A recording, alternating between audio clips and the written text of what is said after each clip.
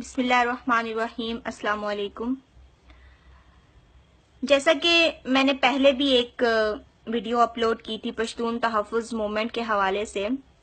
اور الحمدللہ کہ آپ سب دیکھنے والوں نے بڑے اچھے لفظوں میں اس کو دیکھا، بڑے اچھے لفظوں سے نوازا، اور بڑے اچھی طریقے سے آپ نے اس کا شکریہ ادا کیا، اور سب نے مجھے ایز اے سسٹر کہہ کر بلایا، اور اس چیز کے لیے میں آپ لوگوں کی سب سے پہلے اللہ تعالیٰ کی لاکھ لاکھ شکر گزار ہوں کہ اس نے مجھے اتنی عزت عطا کی، اور آپ لوگوں کا بہت شکریہ کہ آپ نے اتنے اچھے لفظوں سے نوازا۔ تو کچھ بھائیوں کا کہنا تھا کہ جس کو بھی پبلسٹی چاہیے ہوتی ہے یا فیم حاصل کرنا ہوتا ہے تو وہ ویڈیو بنا دیتا ہے اور اپلوڈ کر دیتا ہے، تو ہوتا ہوگا ایسا، اور واقعی میں ہی لوگ کرتے بھی ہیں ایسا، بٹ الحمدللہ میری نیت ایسی نہیں تھی، بس تھوڑی اپنی کاوش شامل کرنا چاہتی تھی حق کے لیے، تو مجھے اور کوئی طریقہ نظر نہیں آیا، تو میں نے یہ طریقہ چن لیا کہ چلیں اگر کیونکہ میں ایک کمزور چیز ہوں، میں اپنے ہاتھوں سے یا میرے پاس ایسا کوئی اور طریقہ نہیں ہے کہ جس سے میں اس ظلم کو روک سکوں، تو میں نے سوچا کہ چلیں اگر اس طریقے سے میرے لفظوں سے اگر اس تحریک کے لوگوں کو تقویت ملتی ہے، یا انہیں یہ محسوس ہوتا ہے کہ ہمارے باقی صوبوں سے لوگ بھی ہمارے ساتھ ہیں،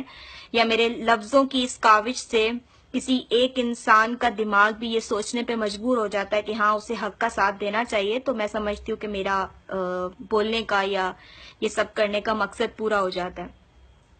تو آج بھی میں تھوڑی سی لاہور جلسے کے حوالے سے ہی بات کرنا چاہوں گی، جیسا کہ میرا اپنا بہت زیادہ دل تھا، یا مطلب ہم بھی پارٹیسپیٹ کرنا چاہتے ہیں، لیکن چونکہ دیار غیر میں رہتے ہیں، so we have to see so many things that needs to be clear, تو اتنا آسان نہیں ہوتا اتنی جلدی چھٹکارا حاصل کرنا ان جگہوں سے۔ تو پھر یہ ہے کہ میں نے اپنی اس طرح کی پارٹیسپیشن کو یقینی بنانے کے لیے میں نے سوچا کہ چلیں آج تھوڑی سی بات کر لیتے ہیں اس حوالے سے، اور ایک چھوٹا سا میسج دینا چاہوں گی کہ دیکھیں آج ہم جس مقام پہ کھڑے ہوئے ہیں اس کے پیچھے مانا کہ بہت سی ہماری غلطیاں ہیں، اور کیونکہ ہم یہاں پہ ایک ملٹی نیشنل پیپل میں رہتے ہیں، ملٹی نیشنل لوگوں میں رہتے ہیں، تو ہم دیکھتے ہیں کہ ہم کس مقام پہ کھڑے ہوئے ہیں، ٹھیک ہے، پاکستان آج کس مقام پہ کھڑا ہوا ہے، اور اس میں ہماری بہت سی غلطیاں ہیں۔ تو بات میں صرف اتنا کرنا چاہوں گی کہ میں یقین کریں کہ میں نہیں جانتی کہ اس وقت پاکستان کا وزیر اعظم کون ہے، مجھے اس کا نام تک نہیں پتا، مجھے پاکستان کی کسی پولیٹیشین کا نام نہیں پتا، مجھے نہیں پتا کہ پاکستان کی سیاست کیا ہے، صرف ایک عمران خان کو میں جانتی ہوں، وہ بھی as a cricketer, as a politician وہ کیا ہے I don't know, as a politician میں ان کو بالکل نہیں جانتی، بس ایز اے کرکٹر کہ ہاں انہوں نے ورلڈ کپ جیتا تھا، تو اس طرح سے میں ان کو جانتی ہوں۔ لیکن میں نے کیوں اس چیز کے بارے میں بات کی، یا کیوں اس چیز کو میں نے سپورٹ کیا، کیونکہ میں نے اس کے بارے میں پہلے تحقیق کی، اچھی طرح میں نے اس کو پڑھا، سوچا، سمجھا، اور پھر اس کے بعد اس کے بارے میں نے بات کی، کیونکہ قرآن پاک میں بھی اللہ تعالیٰ کا یہ حکم ہے کہ جب بھی تمہارے پاس کوئی خبر آئے اس کو اچھی طرح پہلے سمجھو، پرکھو، اس کی تحقیق کرو، اور پھر اس کے اوپر عمل کرو۔ تو بغیر سوچے سمجھے کسی پہ الزام لگانا، یا کسی کو فالو کرنا، یا کسی کے اوپر الزام تراشی کرنا، میں سمجھتی ہوں کہ یہ نہ تو ایک مسلمان کا شیوا ہے، اور نہ ہی اسلام ہمیں اس بات کی اجازت دیتا ہے۔ بند کمروں میں بیٹھ کے، اسٹوڈیوز میں بیٹھ کے، یا یہ فیس بک پہ لکھ کے، یا سوشل میڈیا پہ یہ چیز وائرل کر کے آپ لوگ یہ ثابت نہیں کر سکتے کہ آپ ایک اچھے مسلمان ہیں۔ اگر آپ ایک اچھے مسلمان ہیں اور آپ دین اسلام کو بہت اچھی طرح سے سمجھتے ہیں، قرآن اور حدیث آپ کو بہت اچھی طرح سے پتہ ہے، تو آپ پہلے اس چیز کی تحقیق کریں، پھر اس کے بعد بات کریں۔ دیکھیں اللہ تعالیٰ نے اس دنیا میں انسان کو جب پیدا کیا تو انسان کا جو لفظ ہے وہ نسیان سے نکلا ہے، یعنی کہ غلطی، کوتاہی۔ کوئی بھی انسان پرفیکٹ نہیں ہے اس دنیا میں، ہر انسان جو ہے وہ غلطیاں کرنے پہ لگا ہوا ہے۔ یہ تو اللہ تعالیٰ کی رحمت والی ذات ہے جو ہمیں معاف کر دیتی ہے ہماری غلطیوں اور کوتاہیوں پہ، وہ رب باری تعالیٰ ہمیں بخش دیتا ہے۔ پرفیکٹ ذات صرف اللہ تعالیٰ کی ہے اور اس کے حبیب نبی پاک صلی اللہ علیہ وآلہ وسلم کی ہے۔ ایون کہ بہت سے انبیاء کرام بھی ایسے گزرے ہیں کہ جن سے غلطیاں ہوئیں اور وہ غلطیاں جو ہیں اللہ تعالیٰ کی نافرمانی کا سبب بنی، لیکن صرف اور صرف اللہ کی ذات اور اس کے حبیب کی ذات جو ہے وہ پرفیکٹ ہے۔ تو ہم یہ کہیں کہ ہمارے سیکیورٹی ادارے یا ہمارے جو ادارے جن کا بہت سے لوگ نام لے لے کے مجھے مینشن کرتے ہیں اور مجھے یہ باور کرانے کی کوشش کرتے ہیں کہ میں ایک غلط راستے پہ جا رہی ہوں، ہم نہیں کہہ سکتے کہ وہ بالکل پرفیکٹ ہیں۔ ہم یہ مانتے ہیں، ہم ان کی قربانیوں کو سراہتے ہیں، ہم جانتے ہیں کہ وہ ماؤں نے اپنے بیٹے قربان کیے، ان کی بہت سی قربانیاں ہیں اس ملک کے لیے، اور ہم احسان فراموش قوم نہیں ہے، کیونکہ جو قوم اپنے ہیروز کی قربانیوں کو بھول جاتی ہے وہ قوم بہت جلد صفحہ ہستی سے مٹ جاتی ہے۔ ہم ان کی قربانیوں کو فراموش نہیں کرتے، ہم بالکل یہ نہیں کہتے کہ انہوں نے قربانیاں نہیں دی، انہوں نے قربانیاں دی ہیں، لیکن وہ اینجلز نہیں تھے۔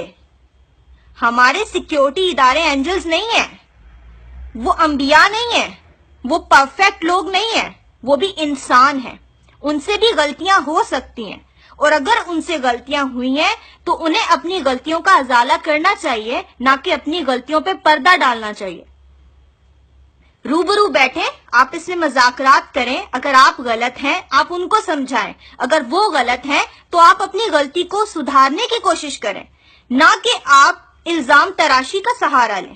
الزام تراشی کرنے کا انجام انتہائی بھیانک ہوگا، and we cannot afford that things۔ اگر وہی سب پھر دہرایا گیا جو پہلے بنگلہ دیش کے وقت ہوا تھا تو آئی تھنک سو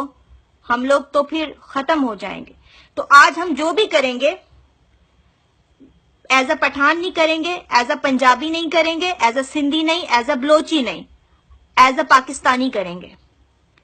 سپورٹ کرنے جائیں گے اپنے پاکستانی بھائیوں کو، ان کے مسائل کو حل کرنے کی کوشش کریں گے۔ آخر میں صرف ایک چھوٹی سی بات کرنا چاہوں گی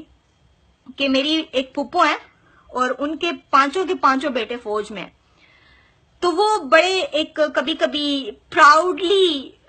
کہتی ہوتی ہیں پنجابی میں، آئی ڈونٹ نو آپ لوگوں کو سمجھ آئے گی بٹ میں آپ لوگوں کے لیے ٹرانسلیٹ بھی کر دوں گی کہ میرا جینا پتر لکھ دا تے مریا 10 لاکھ دا، مطلب کہ اگر میرا زندہ بیٹا 1 لاکھ کا ہے تو مرا ہوا 10 لاکھ کا ہے۔ تو کیا مطلب اس بات کا کہ یہ جو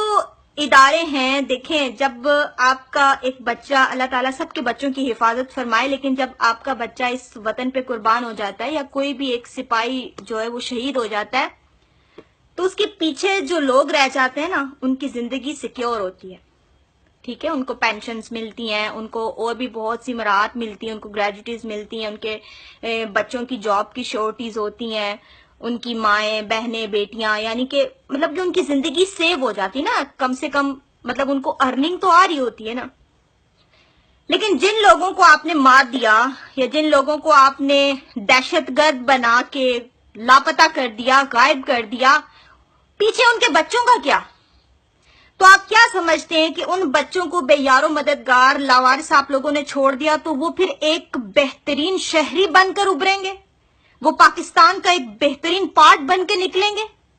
جب آپ نے ان کو چھوڑ دیا، ان کو آپ نے مطلب کہ ہر چیز سے لاوارث کر دیا، باپ ان کا غائب، بھائی غائب، دادا غائب، بیٹا غائب، سب غائب، تو وہ جو چھوٹے چھوٹے بچے پیچھے رہ گئے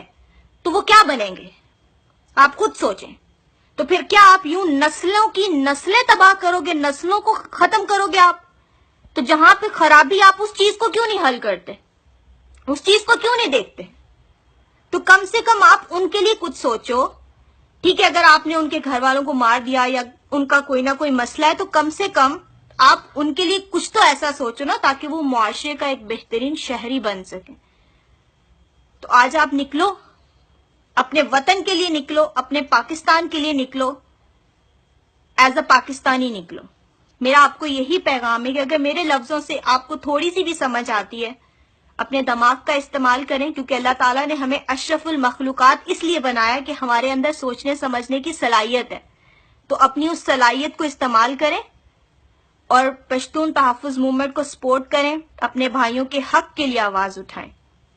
پاکستان زندہ باد۔ Thank you.